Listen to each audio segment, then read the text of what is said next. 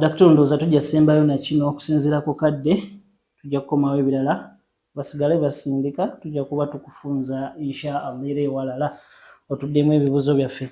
Ono agamba ya linnya ly'Abachina kansomere ne litegerese agamba Yerukwago Seka nze omwana w'obwenzi subhanallah ndowooza yeeyogerako Seka agamba Seka nze omwana w'obwenzi nzikirizibwa okuyamba omusajja eyanzaala mu mmange mu bwenzi n'amala n'abuuza ekibuuzo ekiragamba nti era muyambira mu ttuluba ki? Ye mwana waki? Wa bwenzi. Oyo ndowooza mutugambako luli. Yes. Akkirizibwa okuyamba omusajja eyamwendera ku maama we alyoka azaalibwa. Kigamba taata we omusajja eyamwendera maama we. Olulimi lwa sharia olutuufu. Omwana ow'obwenzi akkirizibwa okuyamba omusajja eyamwendera maama we alyoka amuzaale. Yes. Ndowooza nno nakitegedde kuba tataddewo ti taata. Kati amise musajja. Okuyamba emijeno tekuliiko kkomo. Naam.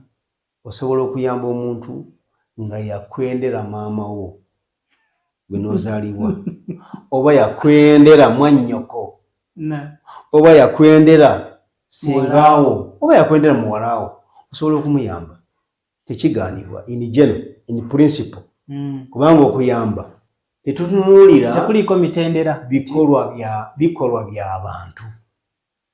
Okuyamba tutunuulira muntu olaba n'ensolo tugiyamba. Kati w'obeera ng'oyambira ensolo olwo ate butya omuntu omugulumivu okusinga ensolo ewa Allah subhanahu wa ta'ala. Kati bwe tuba tuyamba inijeno tetutunuulira bikolwa. Ebikolwa biyinza okutunuulirwamu luvannyuma naye tusooka kunoonyamu buntu kitonde kya buntu nga bwe tuyamba ekitonde ky'ensolo. Kati tulina n'ekitonde eky'omuntu. Bw'oba wakuyamba sookera ku muntu buli okozzeeko ensolo. Naye toyinza kubanga okkirizibwa okuyamba ensolo ogisanze erinyonta soloka ebeere ya mbwa osobola okugiyamba n'ogiwa amazzi n'enywa. Soloka ebeere ya mbizzi era nayo osobola okugiyamba osobola okugiyamba n'enywa amazzi. Soloka ebeere ya kkapa osobola okugiyamba n'enywa amazzi ate nga togirya nnyama kubanga bwe tuba tuyamba tetutunuulira nti value gyetukifunamu naye tuyamba lwa kuba kitonde Allah yakiteeka ku nsi ate ffe bwe yawa obuvunaanyizibwa obw'okuyamba n'okudduukirira. Kati bw'oba ng'osobola okudduukirira ensolo ng'obusiraamu bakugambye nti dduukirira ensolo yadde togirya.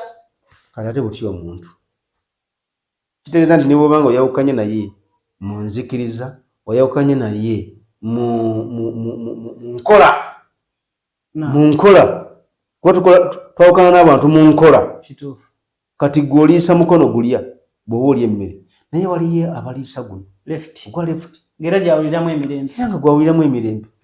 Kati oyo tomuyambe olw'okuba nga aliisa left nedda.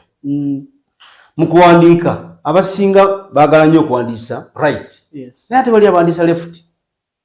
Kati oyo tomuyambe kubanga awandiisa tomuvunaana lwaki nti twakwakosesa left sijja muyamba. Kati bwe kityo wano obwenzi bwakoma ku ye liri zambi liriye naye waliwo bwe tolirinaamu input. Kati oyamba muntu toyamba bikolwa. Okay. Yes, toyamba bikolwa. Oyamba muntu onoonyamu muntu kumufunamu mpeera. Era bw'oba omuyambi ofuna empeera ewa Allah subhanahu wa ta'ala naye tomuyita taatawo mu lulimi lwa sharia. Kitegeeza nabadde mutuufu omuyita omusajja.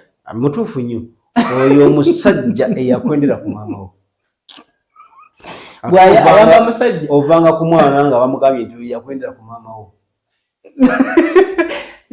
Yes, omuvangako Tegeze ebyo byagamba obeera mulabe gyali oyenda otya ku maama wawe. Yes. Dr. Barakallahu fikum wa jazakumullahu khair. Tujja kufuna olunaku olulala insha Allah tukunoonyeeko era obirengo namu ebibuzo bikyali bingi naye kusinzira kadde tukukoyeza nnyo olwaleero. Jja kusaba tukuleko omule n'abatufunye akadde